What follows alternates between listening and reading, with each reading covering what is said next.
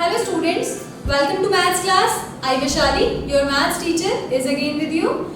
In last class, we had completed exercise 9.1 of chapter 9, that is algebraic expressions and identities. In this class, we are going to start exercise 9.2. Question number 1 is find the product of following pairs of monomials. अभी जो हमने last class में सीखा था वो क्या था? Expressions को ऐड और सबट्रैक्ट करना. In this class we will do multiplication of given monomials. देखो मोनोमियल्स का मतलब हमें पता है ऐसे एक्सप्रेशंस जिसमें एक ही टर्म होगी, सिंगल टर्म हो. क्लियर? तो अभी मेरे पास यहाँ पर मैंने इसके 3 पार्ट्स लिखे हैं. हम वन बाय वन इनकी मल्टीप्लिकेशन करते हैं. देखो 4 और 7p दो मोनोमियल्स है, एक मोनोमियल 4 और दूसरा 7p. मल्टीप्लाई करना है मुझे, तो 4 मल्टीप्लाई 7p. अब करेंगे क्या? जो न्यूमेरिकल नंबर है उसको न्यूमेरिकल से मल्टीप्लाई. क्लियर? मतलब ये अकेली कांस्टेंट टर्म है और यहाँ p का कोएफिशिएंट कितना है? 7. तो इन दोनों की मल्टीप्लिकेशन हम कर सकते हैं. कितना आ जाएगा? 4 into 7 28. और ये जो p है वो एज इट इज. क्लियर? तो हम क्या करेंगे, जो वेरिएबल्स हैं वेरिएबल को वेरिएबल से मल्टीप्लाई और जो उनके कोएफिशिएंट्स हैं कोएफिशिएंट्स को कोएफिशिएंट से मल्टीप्लाई. सेकंड पार्ट है -7 -4p मल्टीप्लाई 7p. अब -4 को 7 से मल्टीप्लाई करते हैं. पहले देखो -4 into 7 is -28. क्लियर? बट यहाँ पर p into p. अब p को भी p से मल्टीप्लाई करना है. देखो सेम वेरिएबल्स हैं, मल्टीप्लाई कर सकते हैं हम. और पावर इसकी 1, यहाँ पर भी 1. p और p दोनों सेम. तो जब भी सेम वेरिएबल्स हैं तो हम क्या करते हैं, पावर्स को ऐड कर देते हैं. 1 + 1 कितना हो जाएगा? 2. मल्टीप्लिकेशन में क्या करते हैं, पावर्स को ऐड करते हैं सेम वेरिएबल्स की. तो ये हो जाएगा p². ठीक है? अब नेक्स्ट देखो -4p को मल्टीप्लाई करना है 7pq से. -4p multiply 7pq. ठीक है? तो सबसे पहले कोएफिशिएंट्स के मल्टीप्लिकेशन. -4 into 7 -28. ठीक है? p और यहाँ पर क्या है वेरिएबल? pq. तो p को p से मल्टीप्लाई करेंगे तो क्या हो जाएगा? p² और q एज इट इज रह जाएगा. क्लियर? ठीक है? तो ऐसे क्या कर सकते हैं हम, जो भी मेरे पास मोनोमियल्स गिवन है हम उनकी मल्टीप्लिकेशन कर सकते हैं. अच्छा, मल्टीप्लिकेशन में देखो जरूरी नहीं है कि मल्टीप्लाई जिन टर्म्स को हम कर रहे हैं वो लाइक हो.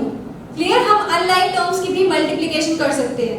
बट जब हम ऐड और सब्ट्रैक्ट करते हैं तो एडिशन में हम ध्यान रखते हैं और सब्ट्रैक्शन में भी कि हम लाइक टर्म्स में लाइक टर्म को ही ऐड और सब्ट्रैक्ट करते हैं. क्लियर?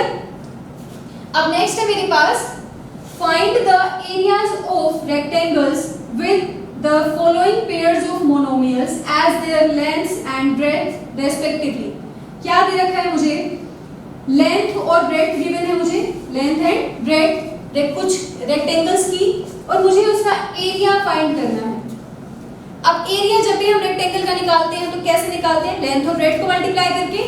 ठीक है? हमें पता है कि जो एरिया होता है रेक्टेंगल का, एरिया ऑफ रेक्टेंगल, उसका फॉर्मूला क्या होता है? Length multiply breadth. अभी तक जो हमारे पास लेंथ और ब्रेड्थ थी वो नंबर्स में चलते थे हम, कि लेंथ 4 दे दी और ब्रेड्थ 5 है तो 4 into 5 20. बट यहाँ पर जो लेंथ और ब्रेड्थ है वो किस में गिवन है? एक्सप्रेशंस में गिवन है, अलजेब्रिक एक्सप्रेशंस. ठीक है? अब ये फर्स्ट पेयर गिवन है मुझे. 2 एक्सप्रेशंस है यहाँ पे, एक p और दूसरा q. दोनों ही मोनोमियल्स हैं. मुझे क्या करना है? एरिया फाइंड करना है. तो एरिया क्या आ जाएगा? लेंथ कितनी?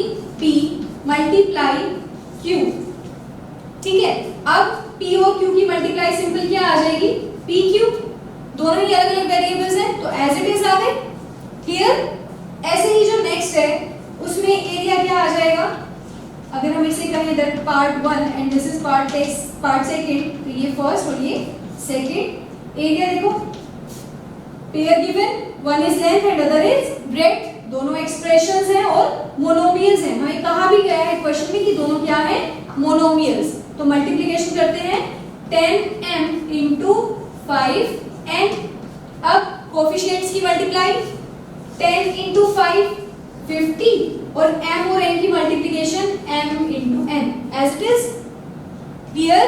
तो हम क्या करते हैं, अगर हमें लाइक वेरिएबल्स दिखते हैं तो हम उनकी पावर्स को ऐड कर देते हैं, और अनलाइक वेरिएबल्स हैं तो वो मल्टीप्लिकेशन में एज इट इज आ जाते हैं।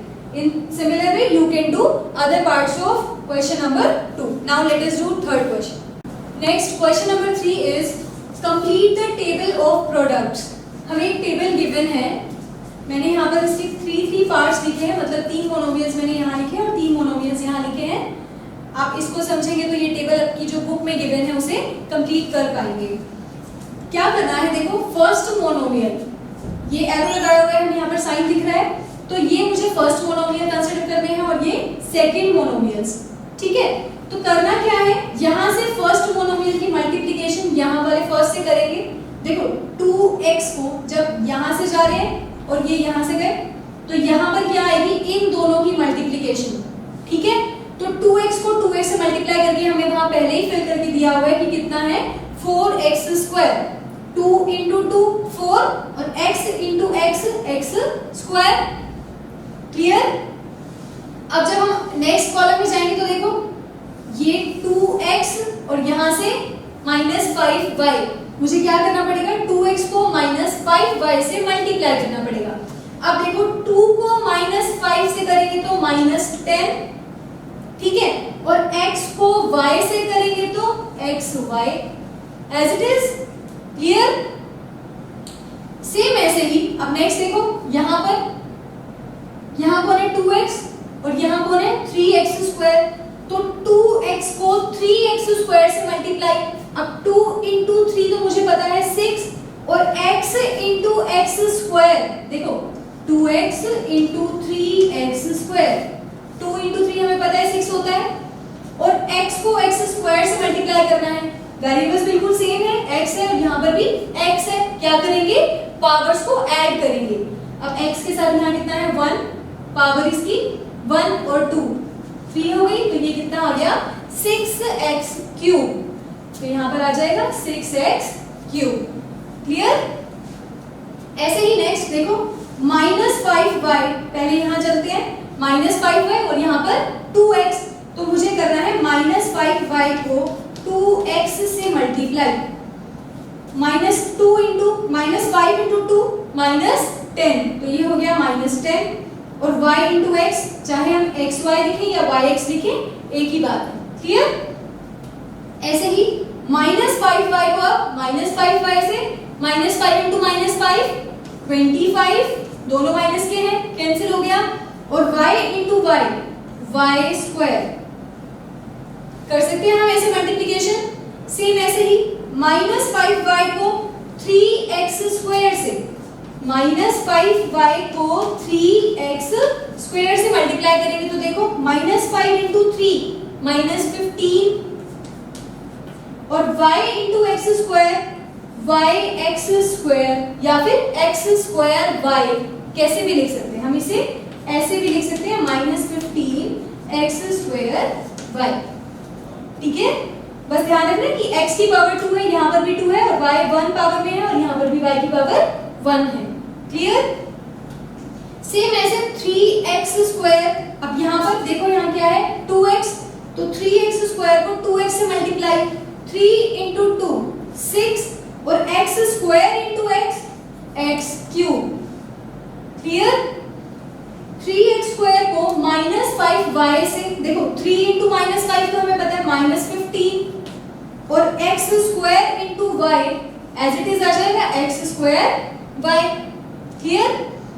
3x स्क्वायर को 3x स्क्वायर से ही करना है, तो 3 इंटू 3 तो 9, और x square into x square, दोनों में पावर्स 2 हैं, तो ऐड होकर कितनी आ जाएंगी 4, x रेज़ टू पावर 4। आया समझ? क्लियर? तो ऐसे ही जो आप इसके अदर मतलब टेबल में हमें और पार्ट्स गिवन हैं, आप उसकी भी मल्टीप्लिकेशन करके उस टेबल को कंप्लीट कर सकते हैं। तो आज हमने क्या किया इस क्लास में, मोनोमियल्स को मोनोमियल्स से मल्टीप्लाई करना सीखा है, and question number 1, 2 and 3 of exercise 9.2 is completed. In next class we will continue this exercise. Thank you students.